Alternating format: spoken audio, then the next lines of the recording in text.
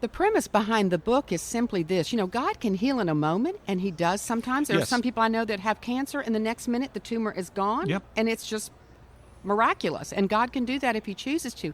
But the interesting premise behind the book is that God created the body with all these self-healing mechanisms. There are thousands of them, and there are 8 in the book that help you to kind of cooperate with how God has created our body to heal. For example, if you don't properly hydrate, then every cell and every system in your body is not going to function as God has designed it to function.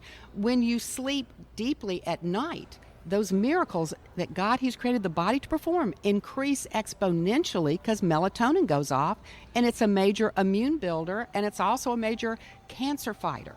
So whether it's cancer or any disease or COVID-19, you do best to work with building your own immune system in addition to the CDC regulations. So as you talk about, and people, of course, COVID-19 very much on people's minds. So, of course, it's not just a COVID-19 thing that we should be, that could contribute it to us being concerned with our immune system. That should be something that we're constantly trying to do. So when you talk about building up your immune system, what are some things that people can keep in mind? If they properly hydrate, okay, water is the basis for every chemical reaction that happens in every system and every cell in the body. So hydration ups your immune system.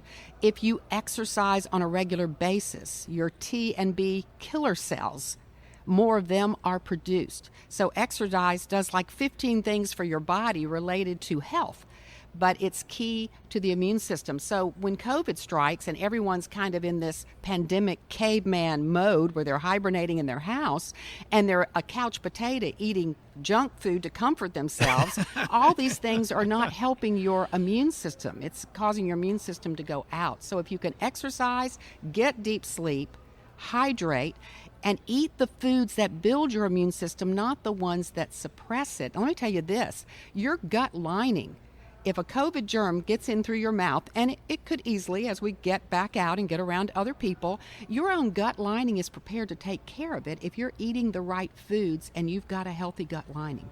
So what's your take on, say, zinc and vitamin C, vitamin D? All of it. I take all of it. All of the above. I took it for the cancer journey. I'm taking it for the COVID journey now to be preventative. And you mentioned also early on in the interview that you offer some principles that people can apply to if they have had cancer and they are in remission, they're maybe on the backside of the journey. There are some things they can do to prevent it from coming back. You don't want it to come back. I mean, the book is geared to the person who wants to prevent cancer to begin with. They've already had enough in their family. Someone in the journey, it's the same 8 steps. And the people that don't want it coming back, it's the same 8 steps. But it's also the same 8 steps to prevent Alzheimer's disease, which my father had because I've studied a lot with specialists in that field, COVID, autoimmune disorders, many chronic diseases. These are the same 8 steps. It's not really just for cancer. Ginny Dent, Brant joining us today here on the Meeting House on Faith Radio, CPE 2020. And as we conclude, you mentioned earlier really the amount of stress that you took upon yourself when your father was dying, as you mentioned, of Alzheimer's, your mother was dying of cancer, and you were really taking a lot of stress upon yourself. I wanted you, as we close, to talk about and of course all of these are spiritual principles because God has designed us in a very special way. He has created us, and there are certain ways that God has designed our bodies to function. Well, He wants us to be healthy spiritually, emotionally, mentally. Stress and anxiety can really wreak havoc on someone's physical nature, correct? Yes, and you must learn to calm that emotional brain, whether it's through deep breathing exercises or any type of exercise, using music, whatever it takes. And the reason is when the emotional brain goes off, then the blood sugar goes up and the cortisol levels go up. And when that's long term, it wreaks havoc on the body.